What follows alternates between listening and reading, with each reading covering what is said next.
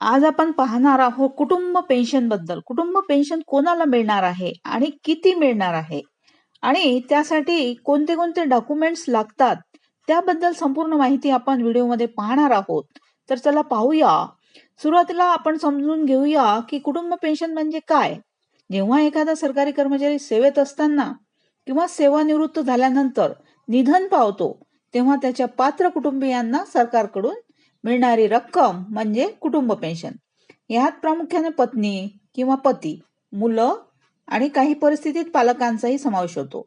हा अधिकार कर्मचारी आणि कुटुंब दोघांसाठीही अत्यंत महत्वाचा आहे. आता पाहूया सरकारचे नवे नियम. अलीकडेच केंद्र सरकारने कुटुंब पेन्शन विषयी काही स्पष्टीकरणे आणि नवीन अटी जाहीर केल्या. सर्वात महत्वाचा बदल म्हणजे आता ज्या ठिकाणी पालकांना कुटुंब पेन्शन मिळणार आहे अशा सर्व प्रकरणांमध्ये दोन्ही पालकांना स्वतंत्रपणे जीवन प्रमाणपत्र म्हणजे लाईफ सर्टिफिकेट देणे अनिवार्य केले आहे. म्हणजेच वडील आणि आई दोघेही जिवंत असतील तर दोघांनीही त्यांचे स्वतंत्र लाईफ सर्टिफिकेट सादर करावे लागेल. त्यामुळे पेन्शन प्रक्रियेत पारदर्शकता येईल आणि गैरव्यवहार रोखले जातील, असा सरकारचा मेन उद्देश आहे. आता दुसरा महत्वाचा मुद्दा म्हणजे वाढीव कुटुंब पेन्शन. कर्मचारी मृत्यू झाल्यानंतर ठराविक काळासाठी कुटुंबाला वाढीव दराने पेन्शन देण्याचा नियम आहे. उदाहरणार्थ 75% पर्यंत. पण आता नवीन स्पष्टीकरणानुसार जर दोन्ही पालक जिवंत असतील आणि वेळेवर लाईफ सर्टिफिकेट सादर करत असतील तर वाढीव पेन्शन मिळेल. परंतु त्यापैकी एक पालक निधन पावल्यानंतर पेन्शन दर कमी होऊन 60% होईल.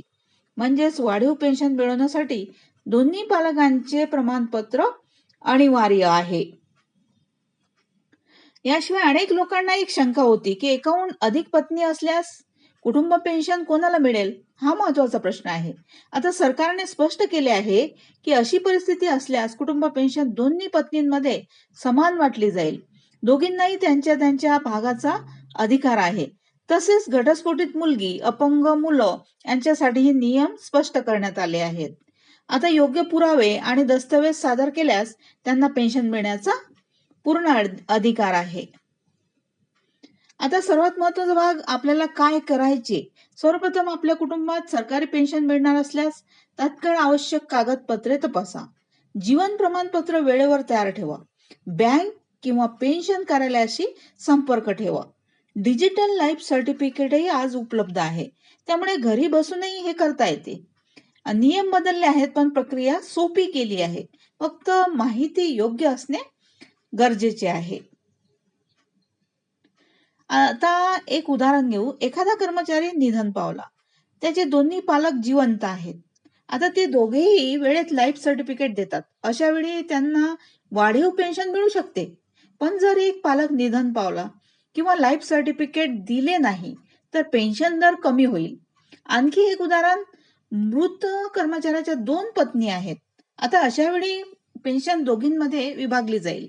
म्हणजे नियम स्पष्ट, अधिकार स्पष्ट, फक्त कागदपत्रे आणि प्रक्रिया व्यवस्थित सांभाळली पाहिजे, व्यवस्थित असायला पाहिजे. आता हे नियम लक्षात घेतल्यास भविष्यात पेन्शन मिळण्यात कोणतीही अडचण येणार नाही.